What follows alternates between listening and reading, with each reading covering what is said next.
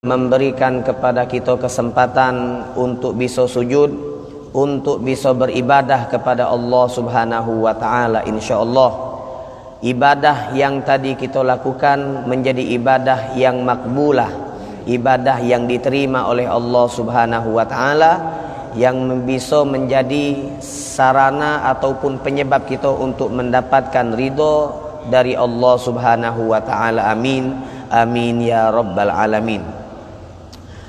Melanjutkan dari apa yang kita bahas di dalam kitab Al-Hikam karya Ibnu Athaillah As-Sakandari.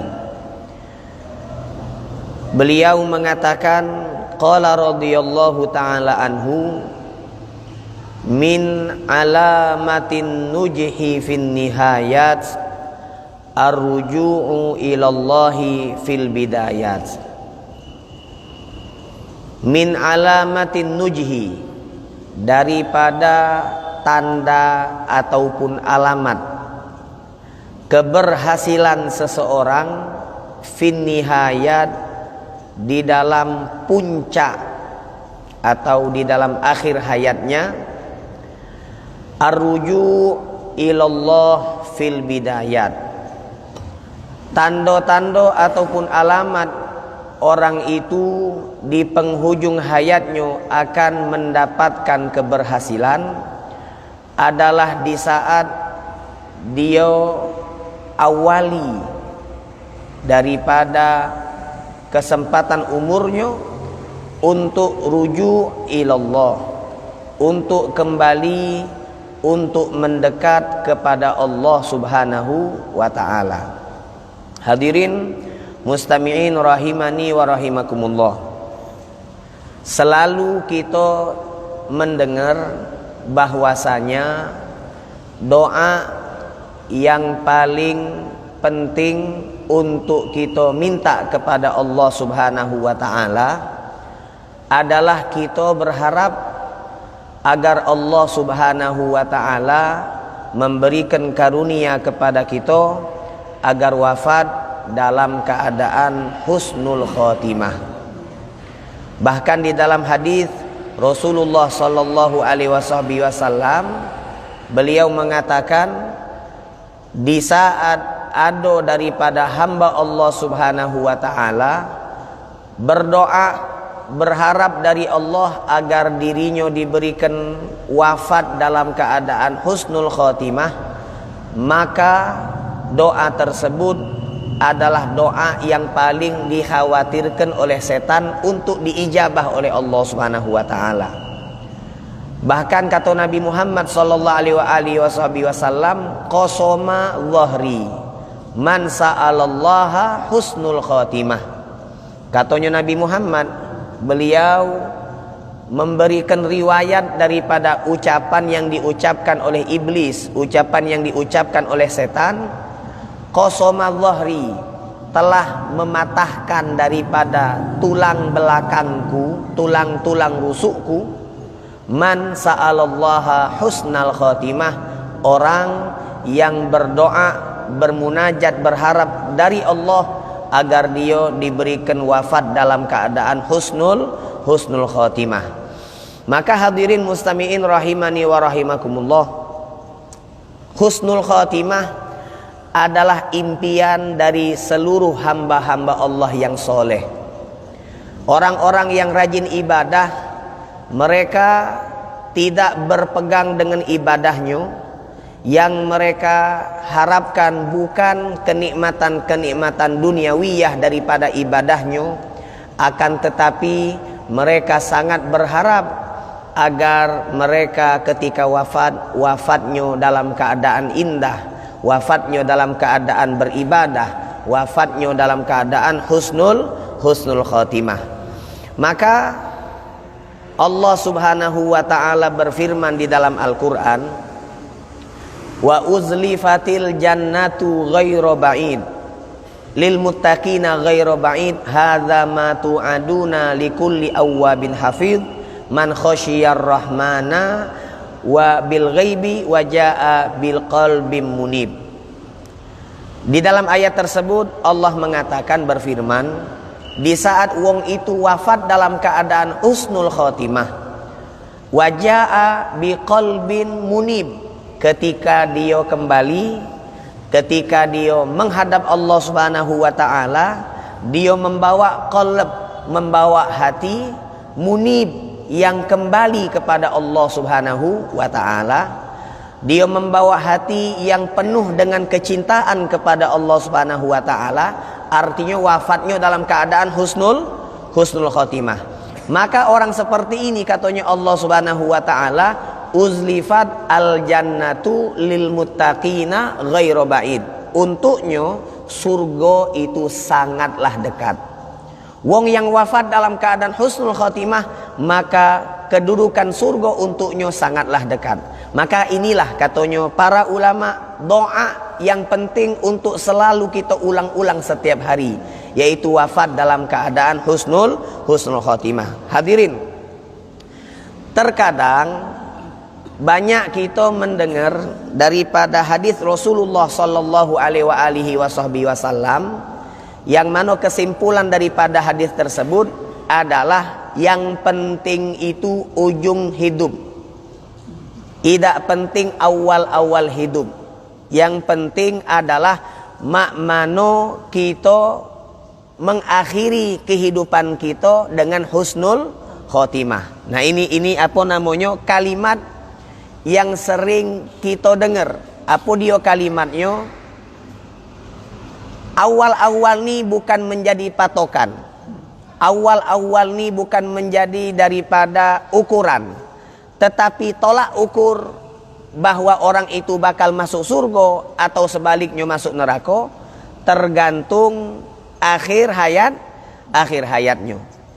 Nah, dari kalimat ini Nabi Muhammad sallallahu alaihi wasallam beliau bersabda bahwasanya ada sebagian daripada hamba Allah Subhanahu wa taala yang dionyo itu mengawali hidupnya dengan banyak ibadah kepada Allah Subhanahu wa taala, tetapi takdir menentukan dia wafat dalam keadaan su'ul khotimah.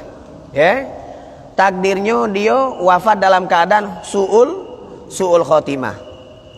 Maka wong yang seperti ini, wong yang meninggal dalam keadaan su'ul khotimah, itu takdir ketentuan Allah Subhanahu wa taala. Meskipun dionyo itu mengawali hidupnya dengan awal-awal yang baik. Sebaliknya ada wong yang dionyo mengawali hidupnya dengan amal-amal ahlun nar, yaitu dengan banyak bermaksiat kepada Allah Subhanahu wa taala.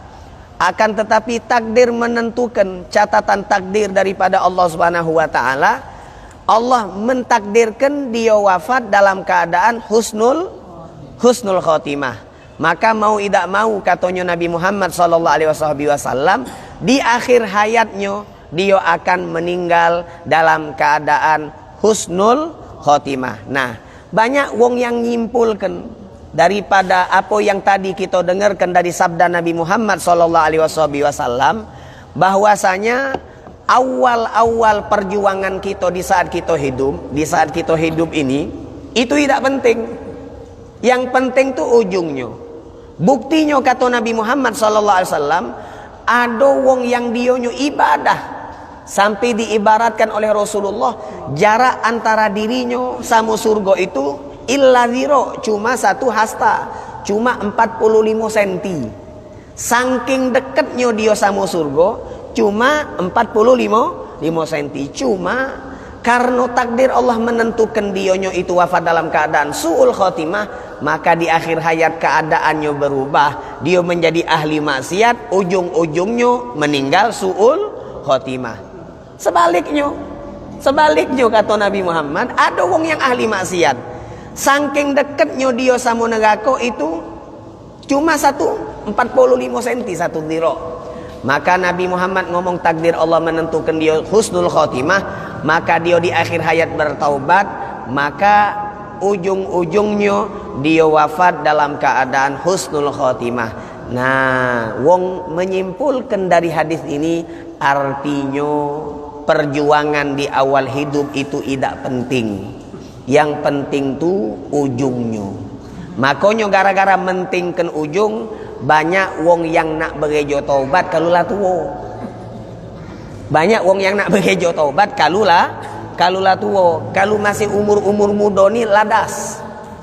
Ladas dionyo itu masih muda juga. Masih 20 tahun, masih 30 tahun. Kalau 30 masih 30, nunggu 40, pas lah 40 masih 40 tahun dan seterusnya. Dia yusawwif amaluh. Dia mengundur-undur amalnya karena berpatokan dengan ini hadis. Maka Imam Ibnu Athaillah As-Sakandari beliau mengingatkan, jangan kita seperti itu. Keberhasilan kita untuk wafat dalam keadaan husnul khotimah itu tetap penentunya adalah makmano kita awali hidup ini dengan rujuk ilallah, dengan dekat kepada Allah subhanahu wa ta'ala. Adapun hadis yang tadi kita dengar itu sedikit pun tidak membincangkan tentang ilmu syariat. Hadis yang tadi kita dengarkan itu sedikit pun tidak membincangkan tentang ilmu syariat.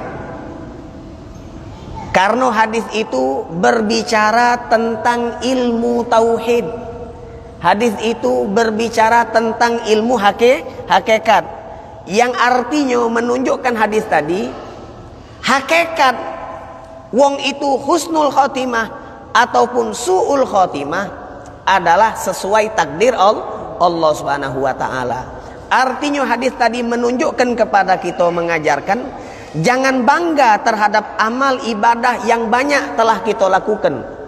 Karena sebanyak apapun amal ibadah yang kita lakukan, belum tentu bisa memastikan kita wafat dalam keadaan husnul khotimah. Itu hadis itu kesimpulannya itu harusnya. Apa dia? Jangan kita ujub, merasa bangga, merasa puas dengan amal yang kita lakukan. Karena kenapa? Karena bisa jadi gara-gara kebanggaan tersebut, gara-gara merasa puas terhadap apa yang telah kita perbuat daripada macam-macam ibadah kepada Allah Subhanahu wa taala, hal itu membuat kita akhirnya berhenti untuk ibadah. Stop. Akulah banyak. Wong kalulah sudah kenyang makan, berhenti tak dia? Berhenti. Kalulah sudah banyak minum, berhenti tak dia minum? Berhenti. Nah, ini wong seperti ini, di saat dia mendengarkan hadis ini, maknanya jangan sampai kita puas, jangan sampai kita merasa cukup, jangan sampai kita merasa bangga terhadap amal yang kita lakukan, karena perasaan ini akan menjadi benteng yang sangat tebal yang menghalangi kita untuk giat, lebih semangat untuk beramal. Nah ini, jadi hadis itu untuk itu. Bukan artinya, berarti payah baik kita ibadah. Kaget kalau memang takdirnya Allah su'ul khotimah itulah. Atau sebaliknya ada yang berpikir, berarti maksiat ini tidak berpengaruh. Kalau memang takdir Allah mengatakan aku husnul khotimah, ujung-ujungnya husnul. Nah, bukan itu kesimpulannya. Kesimpulannya meleset. Kesimpulan yang benar itu apa dia? Artinya kalau aku ni ibadah tidak boleh merasa puas. Kalau aku ni ibadah tidak boleh merasa bangga. Kalau aku ni ibadah tidak boleh merasa cukup. Kenapa? Karena awalnya ini tidak sedikit pun menentukan. Belum tentu, belum pasti aku husnul khotimah, kata Nabi Muhammad SAW. Makanya aku akan terus ibadah, harus terus istiqomah. Merasa puas ini memutuskan kita dengan kalimat istiqomah, tidak istiqomah. Jadilah lah cukup solatnya, lah cukup puasa sunnahnya, lah cukup zikir solawatnya. Nah, lah cukup ini ujung-ujungnya menghentikan kita untuk untuk kian giat ibadah kepada Allah Subhanahu wa taala. Kemudian ada wong bermaksiat, Allah takdirkan dia husnul khotimah, maka pasti husnul khotimah, kata Nabi. Akhirnya yang bermaksiat tadi mikir, dia ngomong, berarti kalu baik. Kalu bae aku ni kage Allah takdirkan aku wong yang meninggal husnul. Yo. Jadi tak apa maksiat sekarang tak apa masih muda juga. Masih muda tak katik masalah maksiat. Ujung-ujungnya itu yang penting. Yang penting ujung kehidupan. Kalau memang aku ditakdirkan oleh Allah husnul khotimah, maka pasti aku akan husnul khotimah. Nah, ini jangan seperti itu. Karena di dalam Al-Qur'an Allah Subhanahu wa taala jelas mengatakan, "Wa ma kana Allahu liyudi'a imanakum innallaha binnasi laraufur rahim." Ayat di dalam firman Allah Subhanahu wa taala di dalam surat Al-Baqarah. Ketika Nabi Muhammad sallallahu alaihi wasallam diperintahkan oleh Allah Subhanahu wa taala di saat beliau baru hijrah ke kota Makkah, karena waktu itu banyak kelompok kaum Yahudi, maka Nabi diperintahkan oleh Allah solatnya itu tidak menghadap Ka'bah, tapi ngadep Baitul Maqdis. Kemudian ketika berjalan beberapa waktu, kurang lebih 1 tahunan, maka Nabi Muhammad kembali diperintahkan oleh Allah untuk solat menghadap Ka'bah. Nah, maka orang-orang yang tinggal di kota Madinah mulai nguyok-nguyok Nabi. Sayaqulu sufaha'u minan nasi mawallahum an qiblatihim allati kanu 'alaiha. Ucapan wong-wong kafir, wong-wong yang dionyo itu tidak punya akal, sufaha katanya Allah. Orang-orang yang bodoh bakal mengatakan, "Jingoklah na Muhammad. Jingoklah na Muhammad." Mak mano? Tidak punya apa namanya? Tidak punya pendirian. Awalnya sholat di Ka'bah, kemudian pindah ke Baitul Maqdis, ujung-ujungnya balik lagi. Mak mano? Yang mana yang benar jadi ajaran Nabi ini?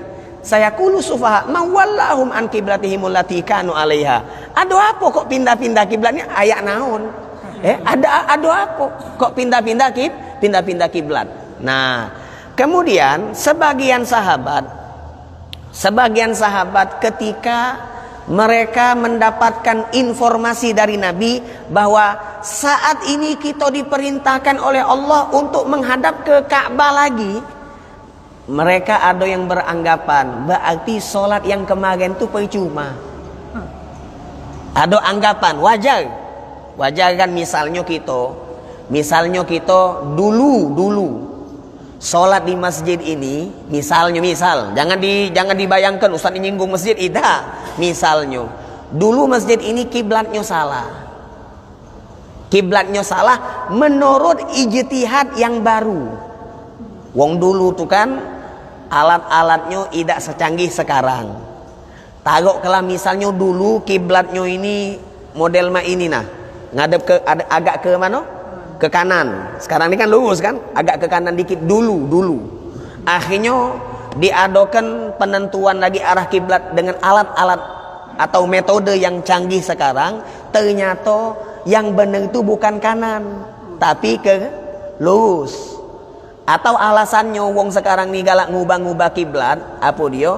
Karena banyak terjadi gempa, banyak terjadi gesekan-gesekan, perubahan struktur daripada bumi, maka otomatis arah kiblat pun menjadi berubah. Nah, mungkin kita beranggapan, oh Ustaz, artinya solat yang kita lakukan dulu, solat yang kita lakukan menghadap arah kiblat, yang sekarang ini kita katakan arah kiblatnya salah, artinya solat kita kemarin itu percuma, tidak dapat pahala. Nah, Allah nyawab, wa ma kana Allahu liyudhi'a imanakum. Sedikit pun katanya Allah Subhanahu wa taala, Allah tidak akan menyia-nyiakan.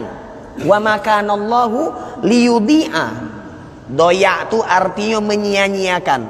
Sedikit pun Allah tidak akan menyia-nyiakan apa yang disia-siakan oleh Allah, imanakum. Imanakum di sini katanya para ulama tafsir bukan iman baik, tetapi amal-amal soleh, amal-amal kebaikan yang kalian lakukan untuk Allah Subhanahu wa taala sedikit pun tidak akan disia-siakan oleh Allah Subhanahu wa taala.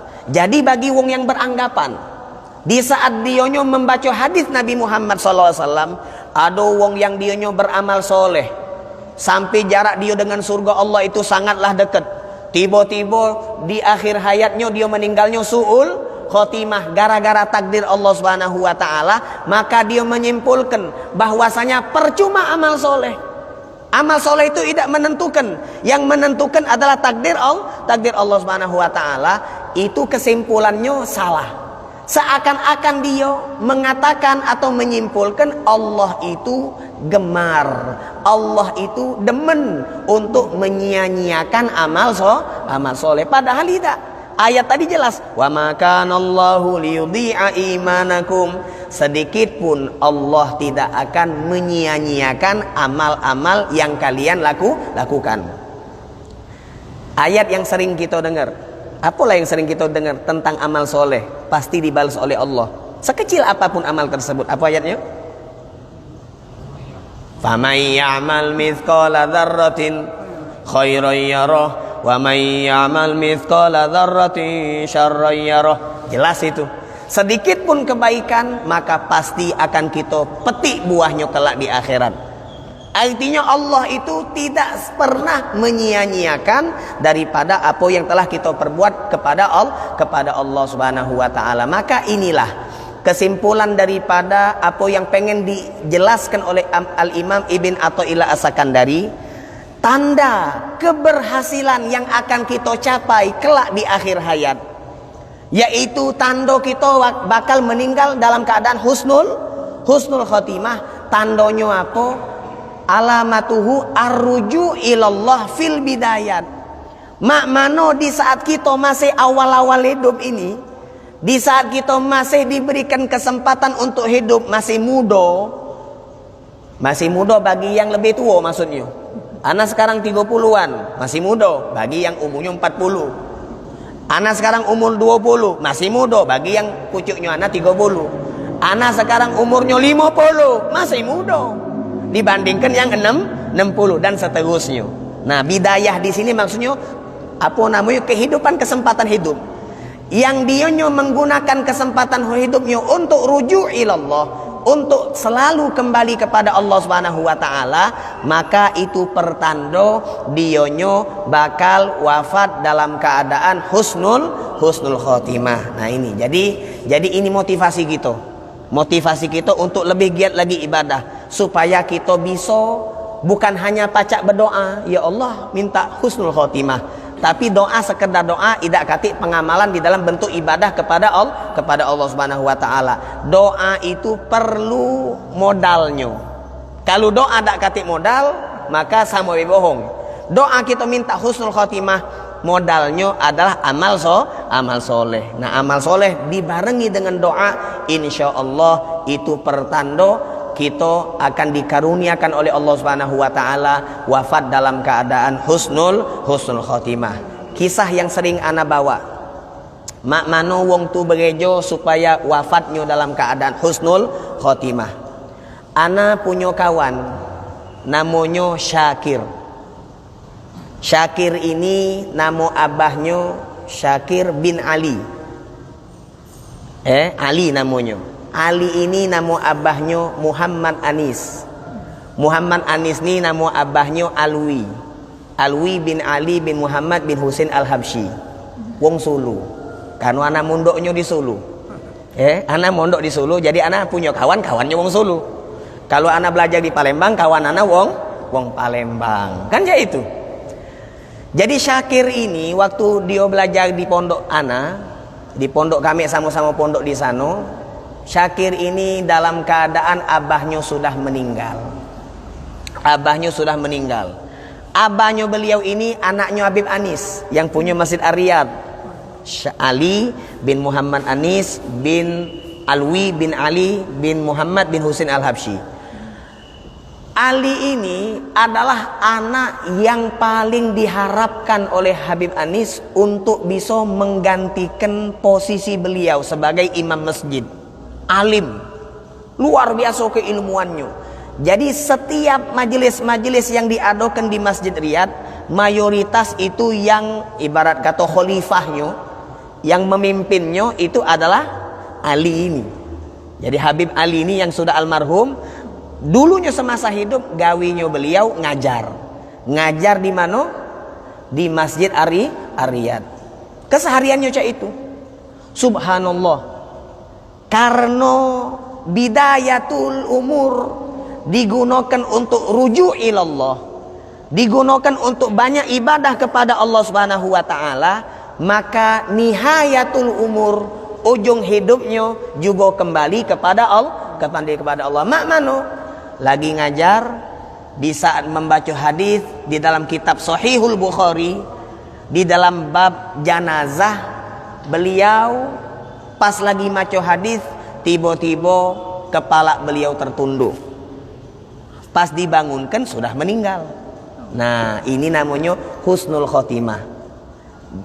Beliau mendapatkan kemuliaan ini mak mano karena selalu semasa hidup beliau gawiannya ngajar.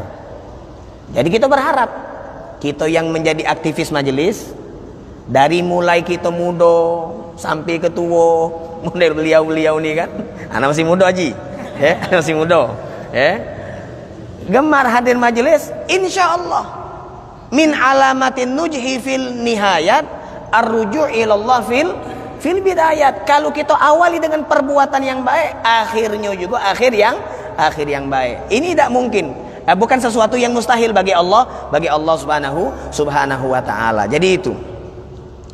Kemudian kalau misal ada wong yang dionyo itu rajin ibadah secara hukum zahirnya, kita nyingok tampaknya dia wong yang ahli majelis, kita nyingok dionyo ahli masjid, kita nyingok dionyo ahli zikir dan seterusnya daripada macam-macam ibadah. Tapi kok ada yang dionyo itu rajin ibadah, meninggalnya su'ul khotimah. Contohnya banyak. Kalau nak nyingok contohnya itu, jangan yang sezaman sama kita. Karena kalau sezaman sama kita, kaget kita nak nunjuk wong. Kita nyingok yang sudah meninggal nian. Contohnya apa namanya? Korun kan jelas kan? Korun, jangan nyontoh ke mungkin si Iwan. Jangan. Kalau Iwan tuh masih jangan sezaman sama gitu. Yang sudah pasti. Korun itu kurang apa dengan Nabi Musa? Dekat dengan Nabi Musa alaihi salatu wassalam. Tetapi di akhir hayatnya su'ul khotimah. Nah, wong-wong seperti ini jadi pelajaran untuk kita.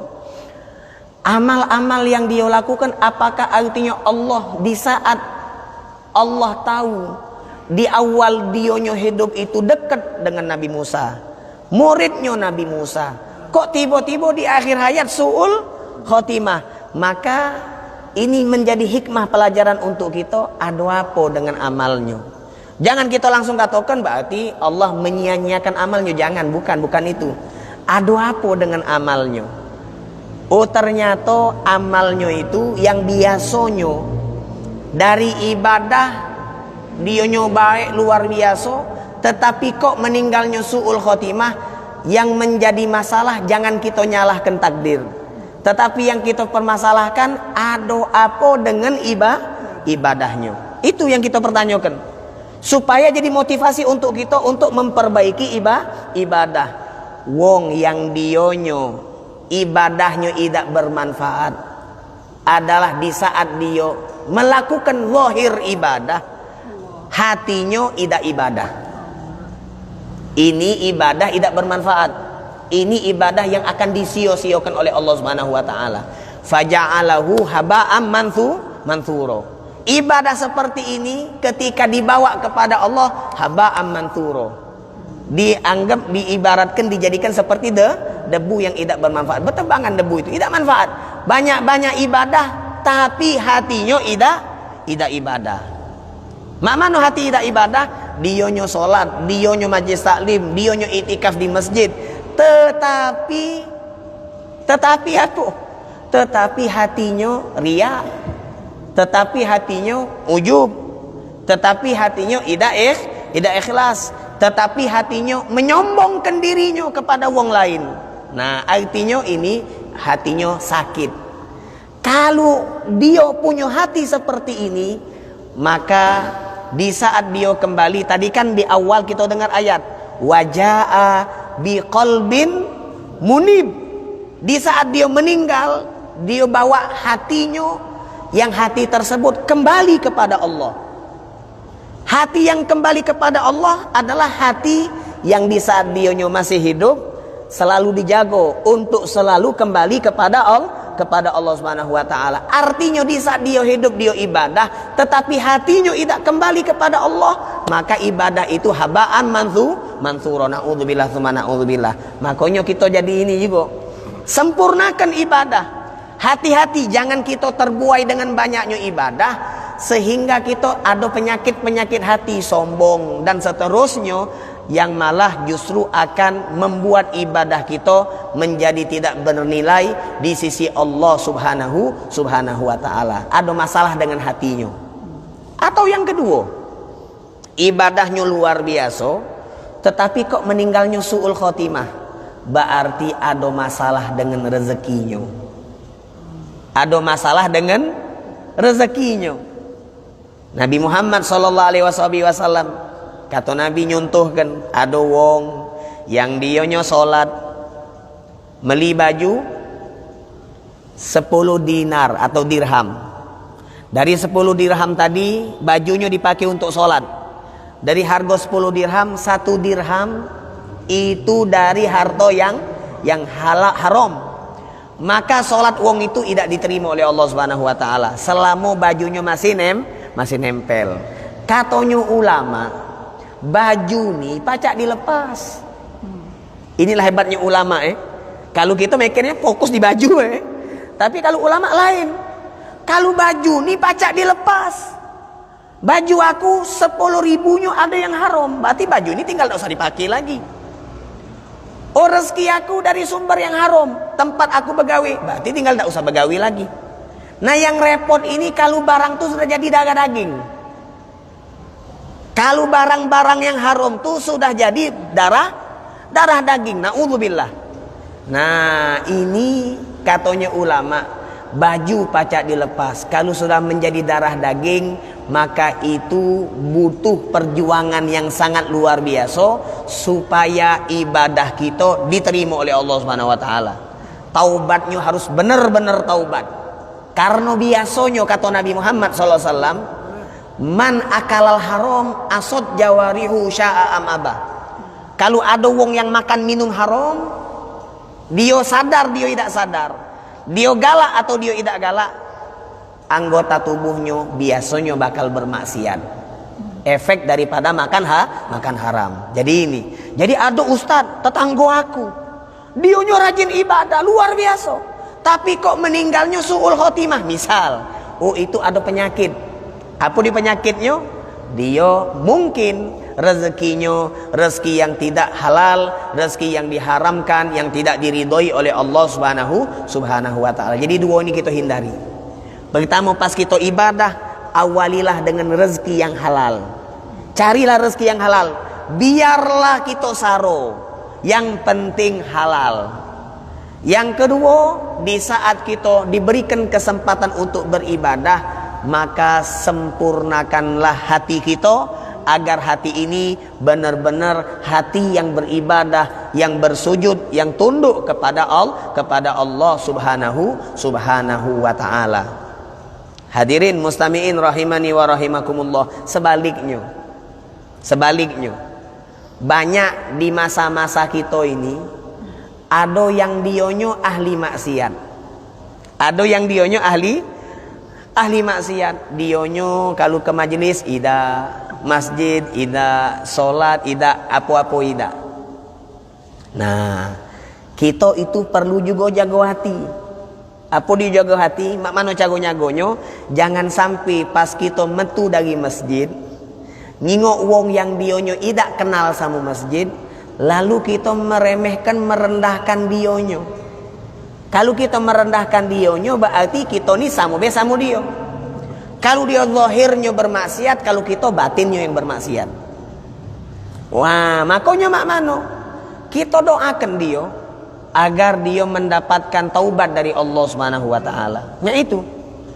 Karena tidak sedikit banyak nian wong yang dionyo awalnya dia ahli maksiat, di ujung-ujungnya dia tahu taubat. Cuma jangan jadi contoh.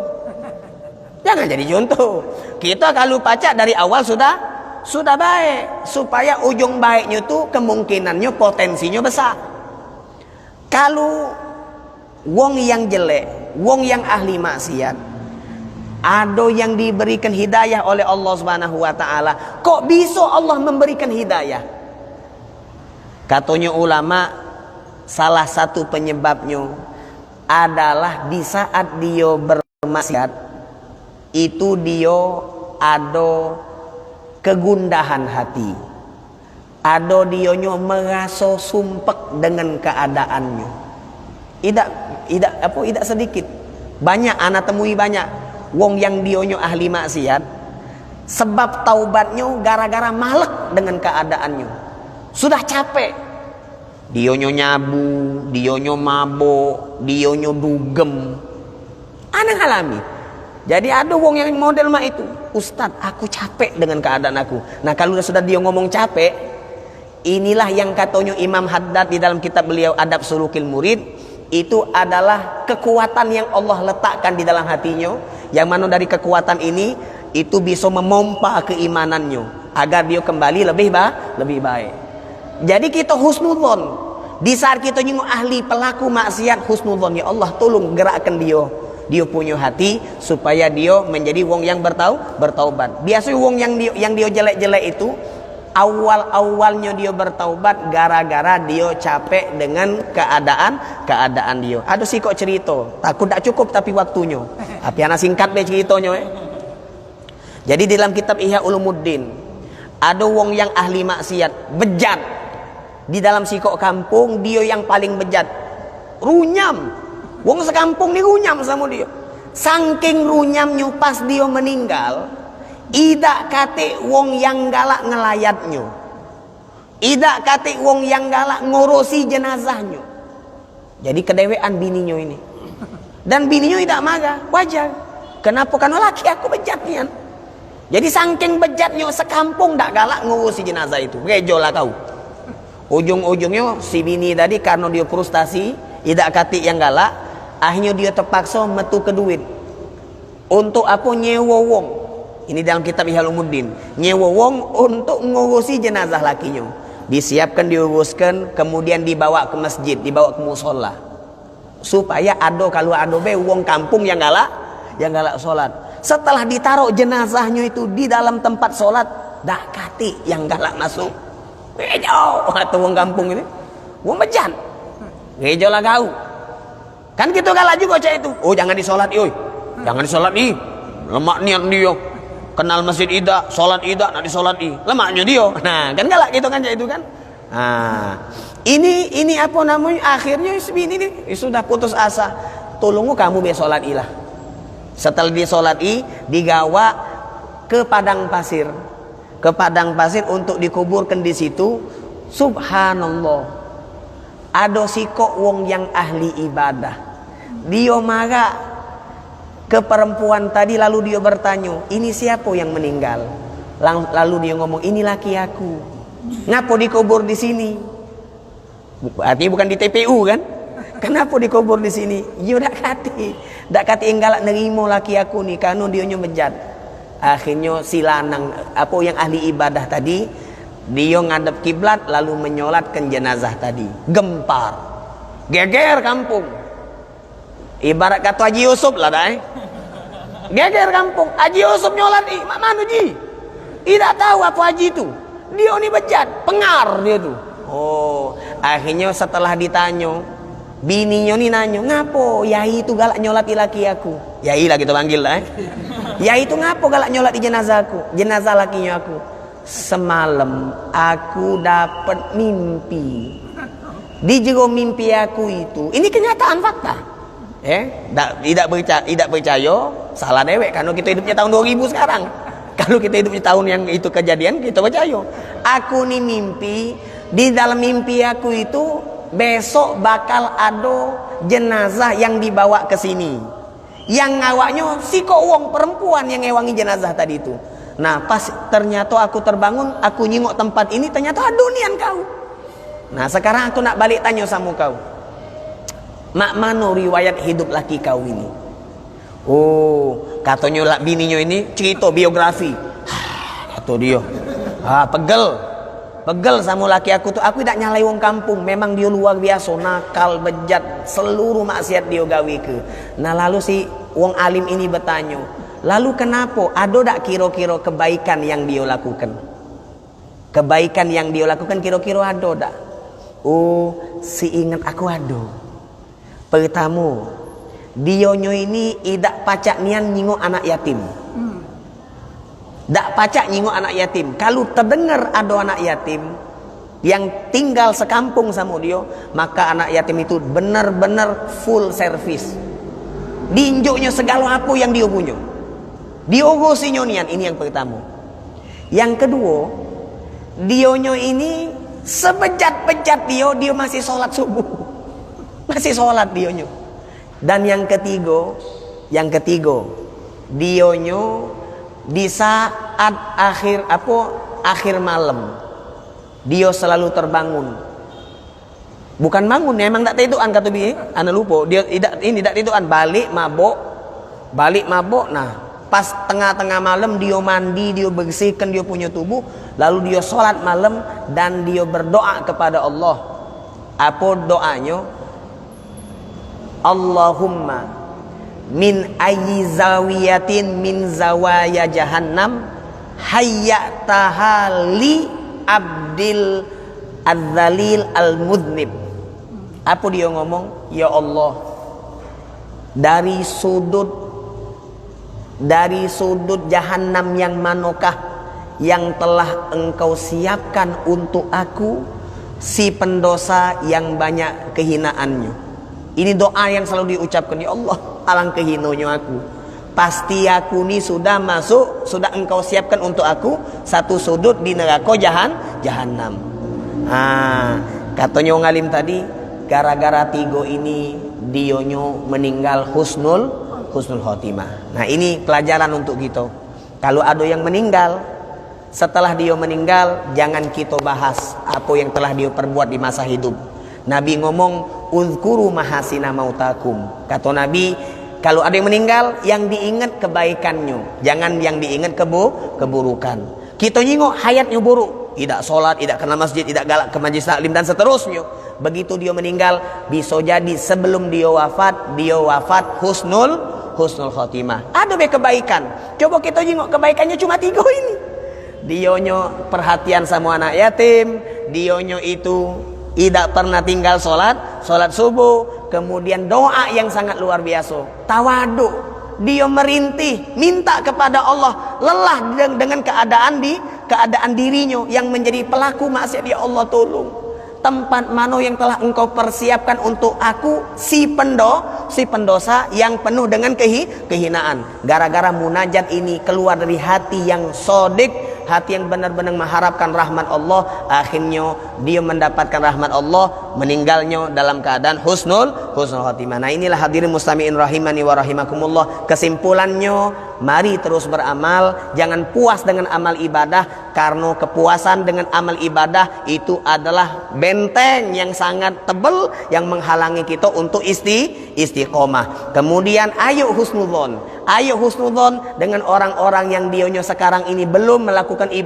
ibadah, dan doakan mereka supaya mereka digerakkan hatinya oleh Allah Subhanahu wa taala. Kemudian kesimpulan yang ketiga yang terakhir, di saat wong sudah meninggal, maka tutup mulut, jangan bicarakan keburukannya, karena mungkin bisa jadi dia wafat dalam keadaan husnul khotimah. Insyaallah kita bisa mendapatkan derajat meninggal dalam keadaan husnul khotimah. Amin ya rabbal alamin. Allahumma ya man wafaqa ahlal khairil khair wa anahum alaih, wafiqna Allahumma lil khair wa inna alaih, wa sallallahu ala sayyidina Muhammadin wa alihi washabihi wasallam. Alhamdulillahirabbil alamin wal afu minkum. Wassalamu alaikum warahmatullahi wabarakatuh.